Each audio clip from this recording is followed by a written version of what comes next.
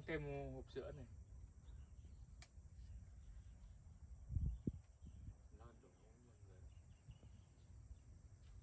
Uống đi.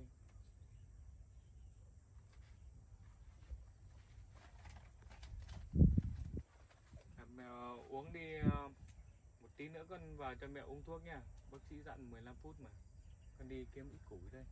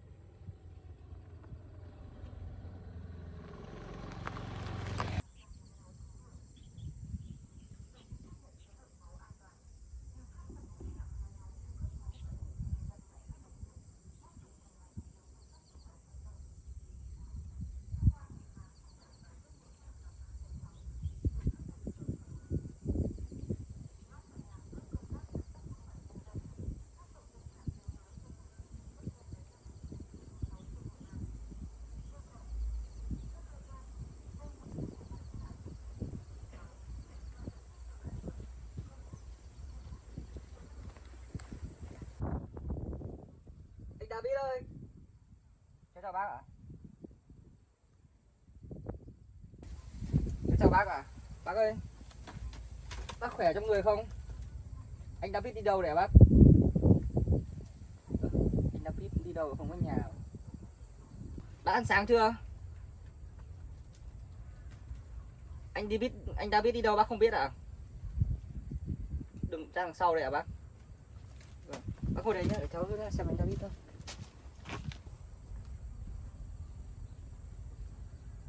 Anh David ơi!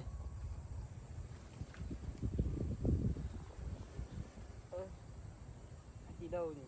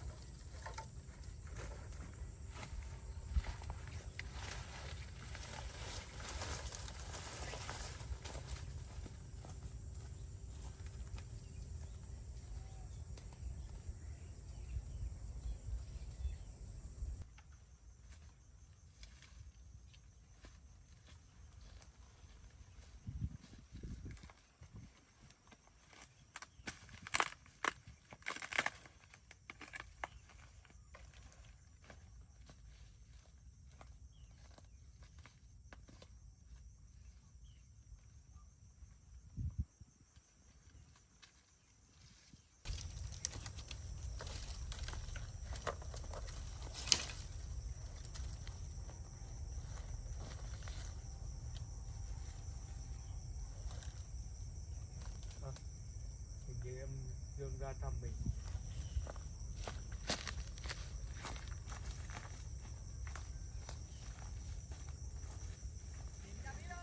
Anh đây Dương à? Anh làm gì đấy? Anh đang lấy ít củi em ạ.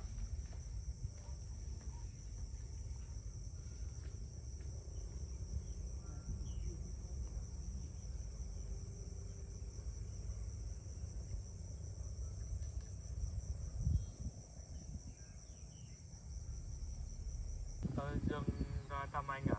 Dạ vâng, em trên đường đi làm, tiện đường em ghé thăm bác với anh. Anh sáng sớm anh đã đi kiếm củi rồi à? Anh vừa cho bác ăn uống sữa xong.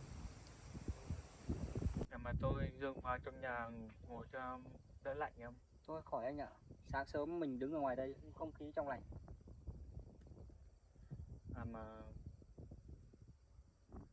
Mà công việc của Dương dạo này có ổn không em? Dạ, công việc của em cũng ổn anh ạ. Mấy ngày trước nó chỉ có một chút trục trặc trong công việc thôi, không có gì là lớn hết.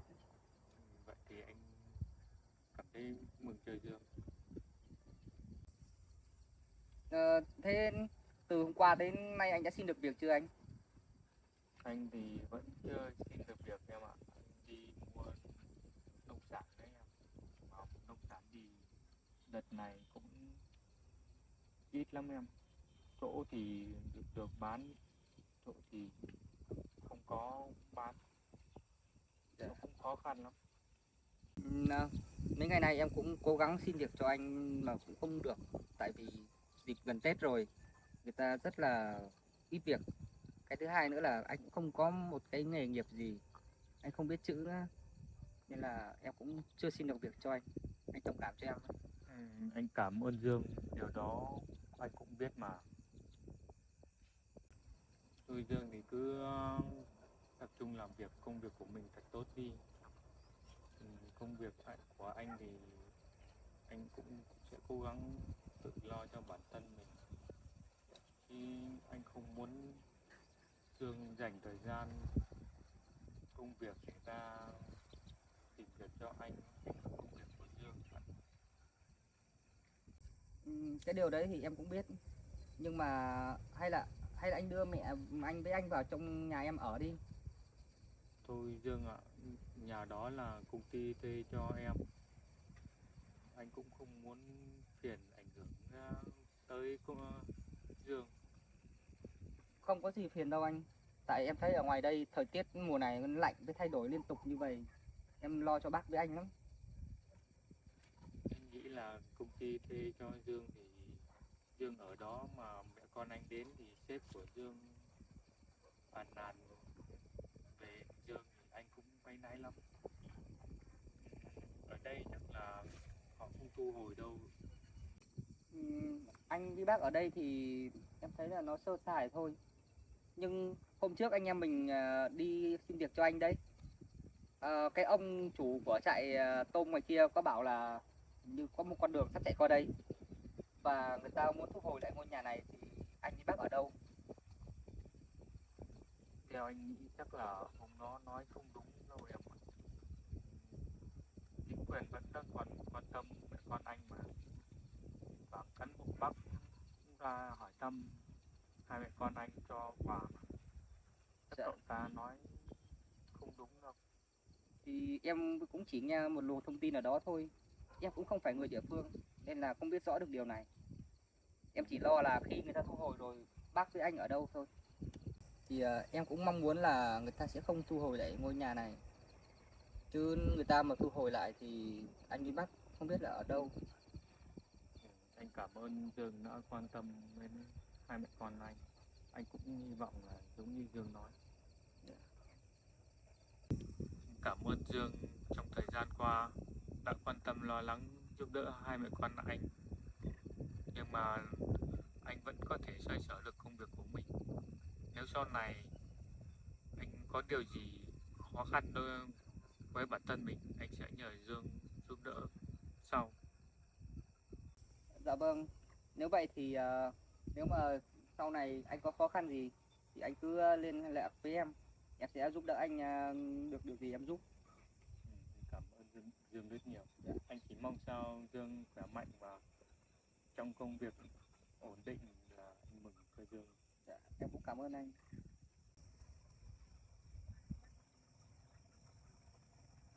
Bây giờ cũng đến giờ em phải về chỗ làm rồi. Thôi để em chào bác một câu rồi em về đi làm thôi. Bác ơi, bác nhớ ăn uống và uống thuốc đúng giờ nha bác. Chào bác ạ. Thôi, anh cứ cố gắng lên chăm sóc bác nhé. Em về đi làm thôi.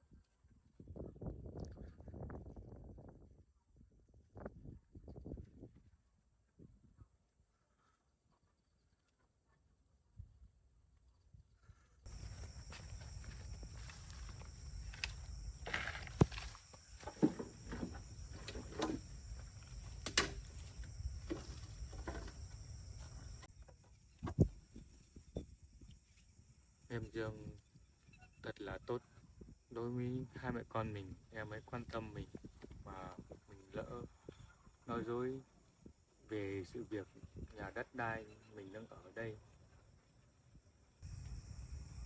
Mình không muốn làm ảnh hưởng đến công việc của em Dương, cho nên mình phải nói dối em ấy về sự việc đất đai của nhà nước thu hồi. Chắc là hai cán bộ kia nói đúng. Hôm qua mình đi đánh cá về, qua đoạn đường đó họ đã làm gần tới nhà mình rồi.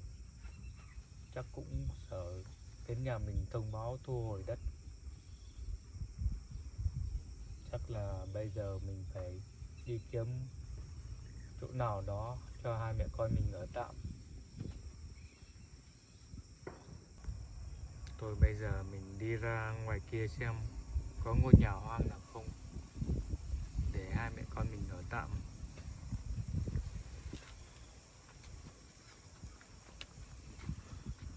Mẹ ơi, mẹ ngồi ở nhà nhá. Con đi ra ngoài này có chút việc đấy.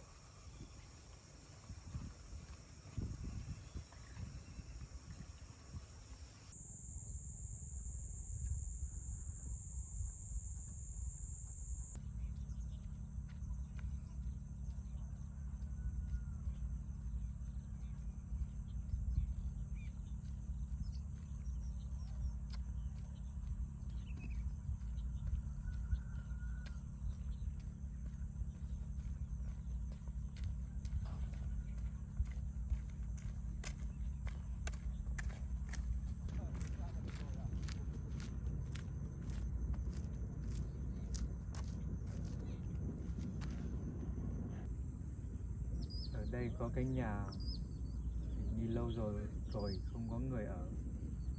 Mình xuống xem thế nào.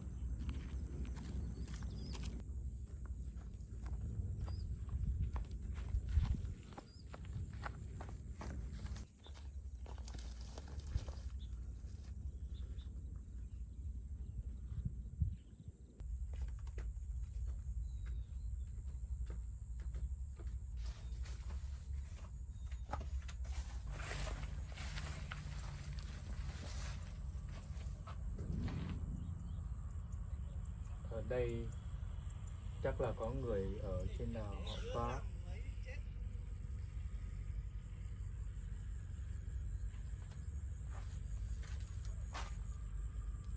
Mình thấy ở đây cũng không được, tại vì bờ đê cao và có con sông ở đây. Mẹ mình già yếu, đi lại bất tiện. Thôi mình phải đi tìm chỗ khác thôi.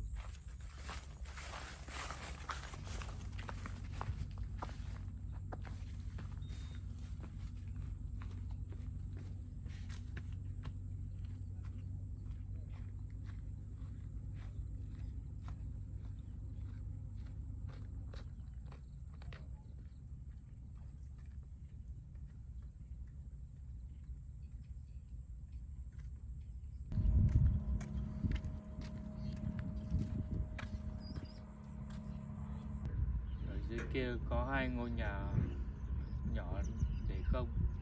Mình xuống xem có ai ở không. Mình với mẹ đến ở tạm.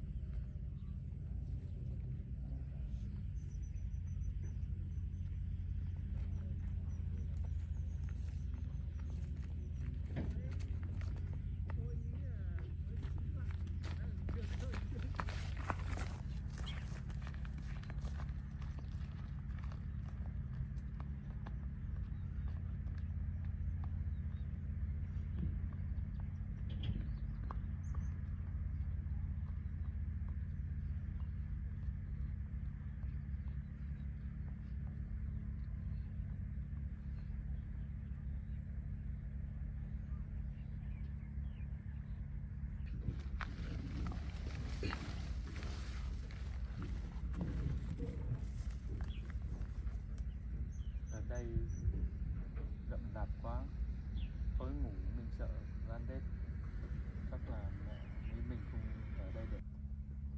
Ở chỗ này rậm rạp, mẹ mình thì lớn tuổi, mình không ở đây được.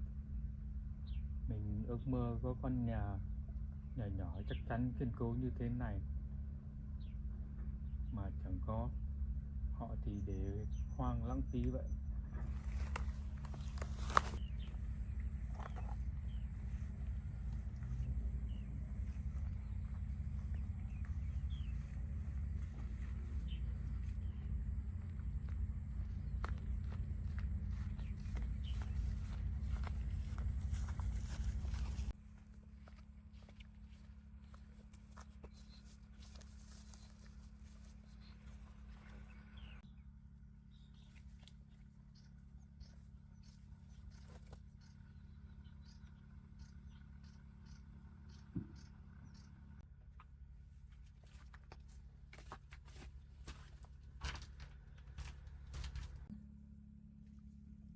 Nhà này hoang sơ, cửa thì không có.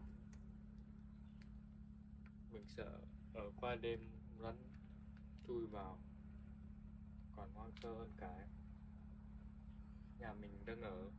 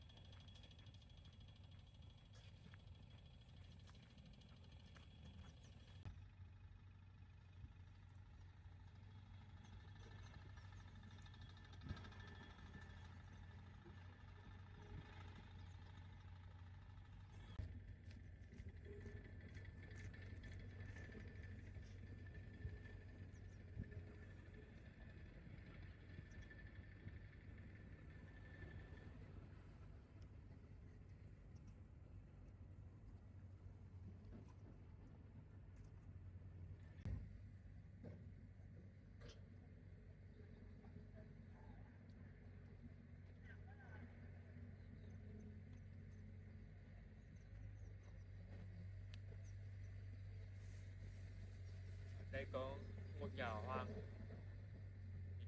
mình vào xem thế nào, mình có ở được không.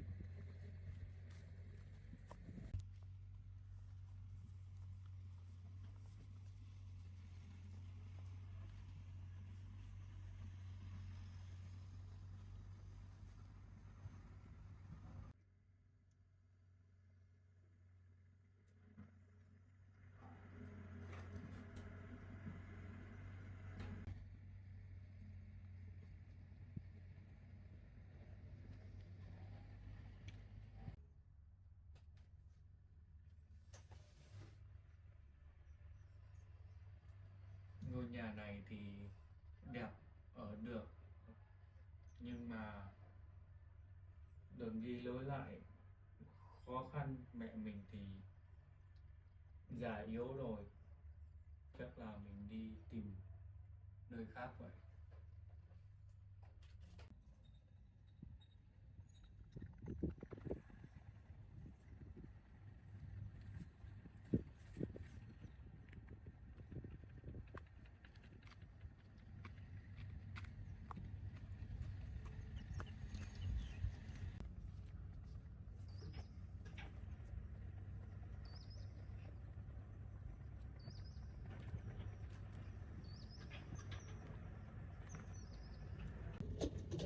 Sáng nay mình đi tìm mấy căn nhà mà không biết chủ nhà ở đâu.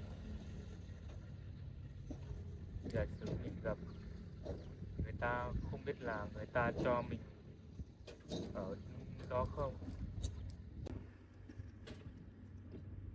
Sáng đến giờ mình cũng tìm được mấy căn nhà, nhưng mà nhà thì khóa cửa, nhà thì đi lại khó khăn, mẹ mình thì già yếu, cho nên mình phải đi tìm ngôi nhà khác thôi. mình cũng chẳng còn sự lựa chọn nào khác. Chắc là mình phải đi kiếm một ngôi nhà nào đó phù hợp với lứa tuổi mẹ mình, đi lại cho nó dễ dàng hơn. Nhưng mình thì sao cũng được.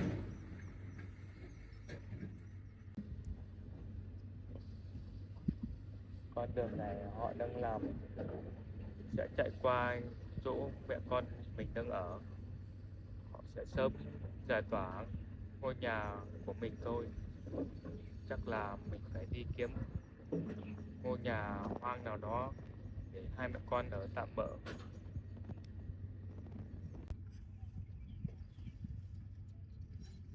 Thôi giờ mình đi vào trong dân xem có ngôi nhà bỏ hoang nào không, mẹ con mình đến ở tạm.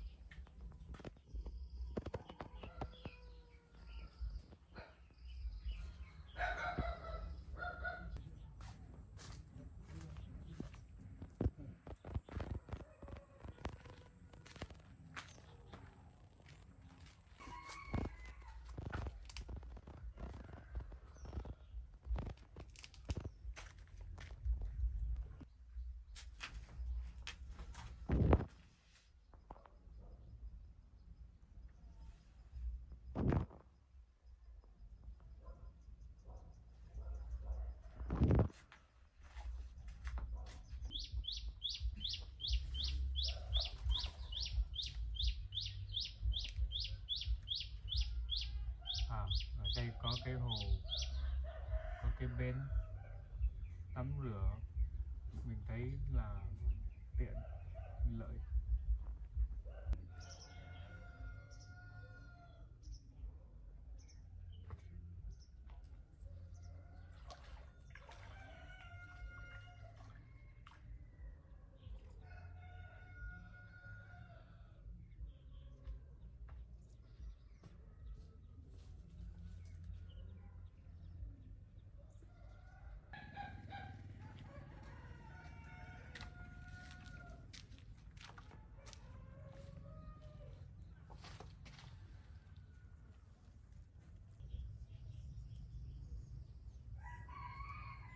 Ngôi nhà này mình thấy hợp lý hơn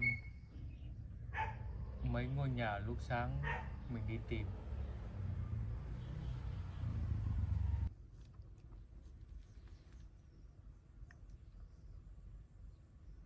Ngôi nhà này chắc chủ nhà bỏ hoang lâu đời rồi, đổ nát hoang sơ. Còn ngôi nhà dưới kia mình thấy đang còn ở được.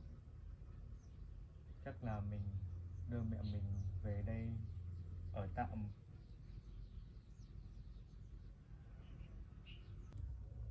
Nhà này mình cảm thấy thuận tiện, phù hợp cho mẹ mình đi lại dễ dàng, vì mẹ mình tuổi đã cao rồi, không giống như mấy ngôi nhà xa khu dân cư kia đi lại khó khăn bất tiện. Ở đây gần khu dân cư, mình cảm thấy thật là tiện. Thời tiết mùa này gió lạnh, mẹ mình giả sử có đổ bệnh thì mình nhờ hàng xóm xung quanh giúp đỡ mình. Với lại mình đi làm cũng tiện lợi cho mình, đỡ phải xa xôi như căn tròi ngoài kia mình ở.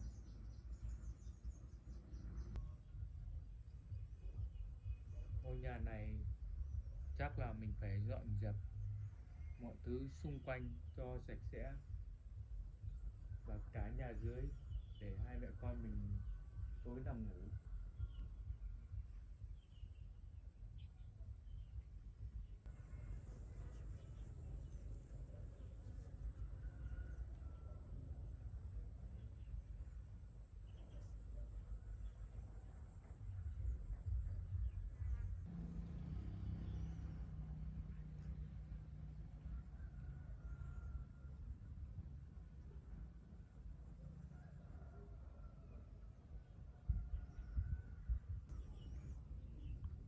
Bây giờ cũng đến giờ dở bữa cho mẹ rồi.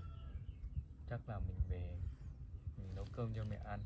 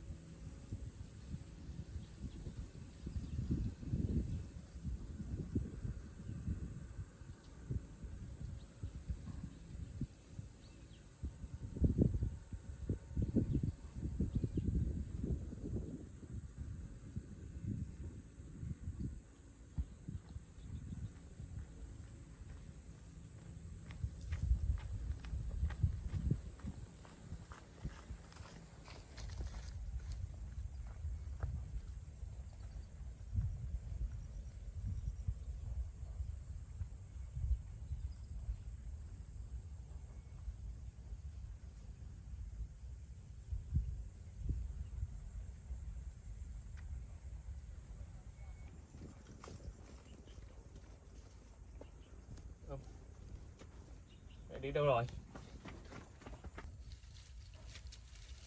Mẹ đâu rồi? Ôi, con tưởng mẹ đi đâu chứ? Hôm qua con nhặt rồi mà. Mẹ đi vào nhà đi.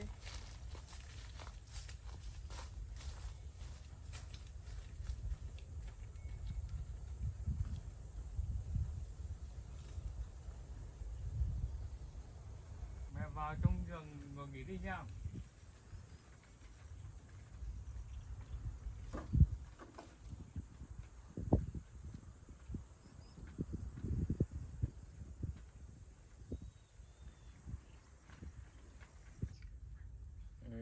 Củ lúc sáng con nhặt rồi. Mẹ ra đấy làm gì? Trời gió lạnh, mẹ đang bệnh, không may đổ bệnh ra đấy thì mệt lắm mẹ.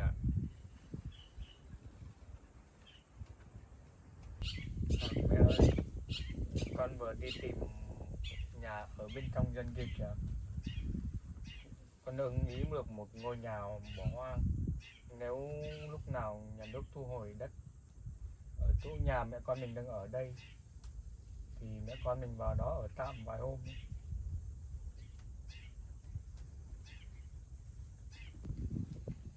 Bây giờ cũng đến bữa rồi, mẹ đói chưa? Con đi nấu cho mẹ ăn nhé. Ngồi đây chờ con đi.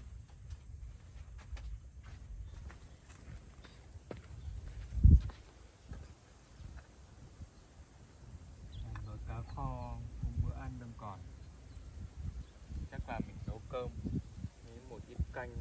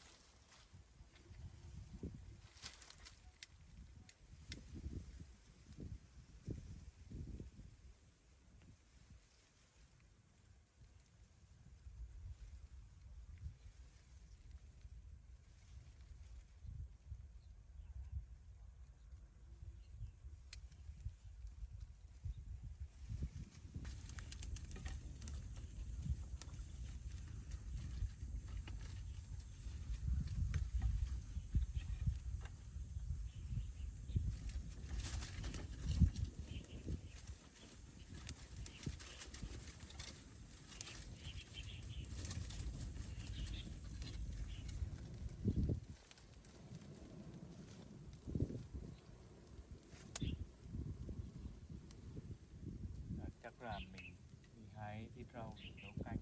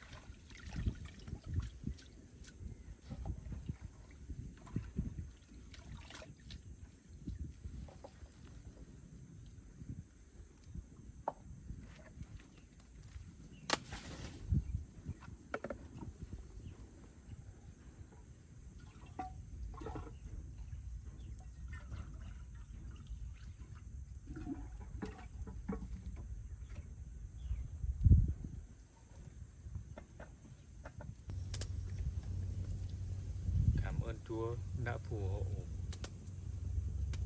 giúp đỡ cho mình tìm được căn nhà hoang để lấy chỗ mẹ con mình ở tạm một thời gian.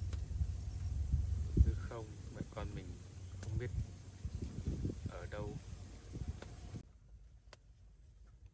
Sau này chính quyền có lấy lại mảnh đất này thì mẹ con mình cũng đã có căn nhà ở tạm thời. Mình cũng cảm thấy đỡ lo lắng.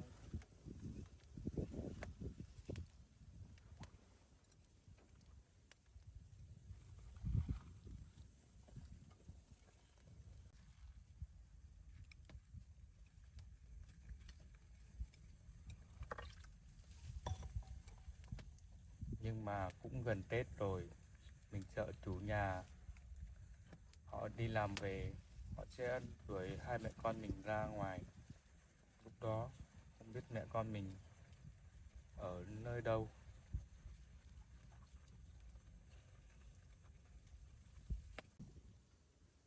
Mình cũng mừng rằng Chúa phù hộ cho mình tìm được ngôi nhà hoang cho hai mẹ con mình ở tạm. Nhưng mà mình sợ một điều rằng chủ nhà Tết đến họ sẽ về lấy lại ngôi nhà thì hai mẹ con mình không có chỗ ăn chỗ ở nghỉ ngơi. Mẹ mình già yếu, dễ mắc lại bệnh.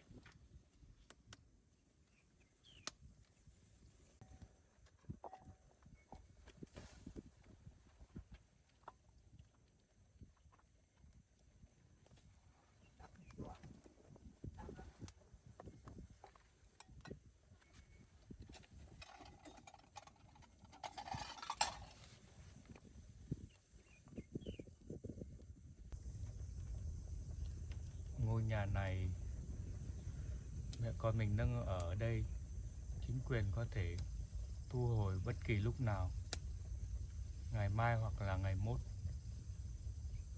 Nếu họ thu hồi thì mẹ con mình cũng có căn nhà hoang ở tạm một thời gian.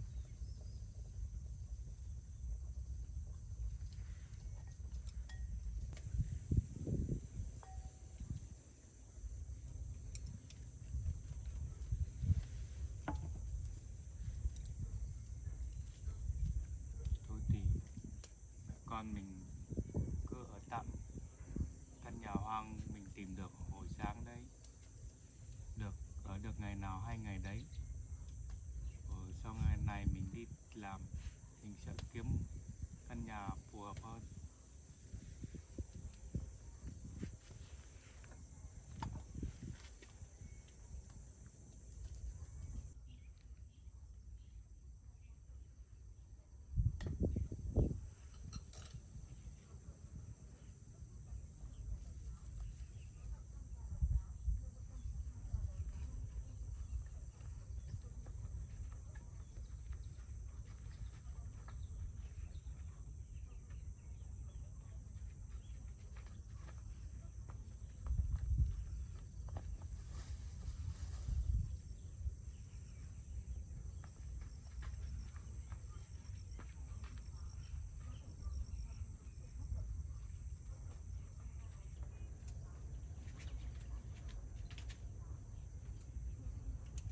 Mẹ ngồi lên để mẹ con mình ăn cơm mà.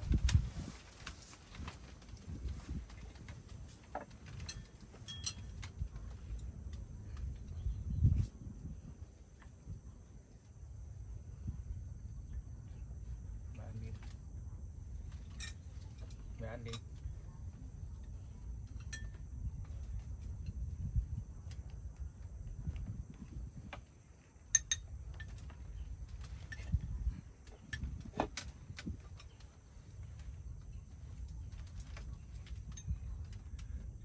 Cá ngon đấy mẹ.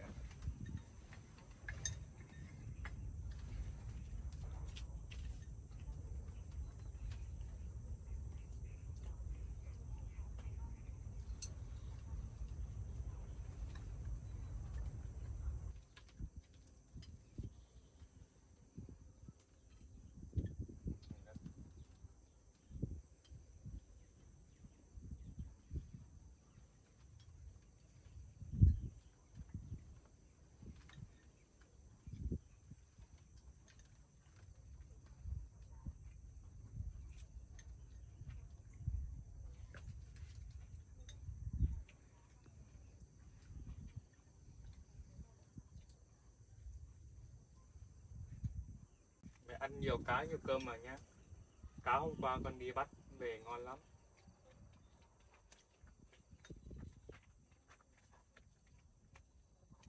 Mẹ chờ tao nhá, tí nữa tao cho mẹ ăn không?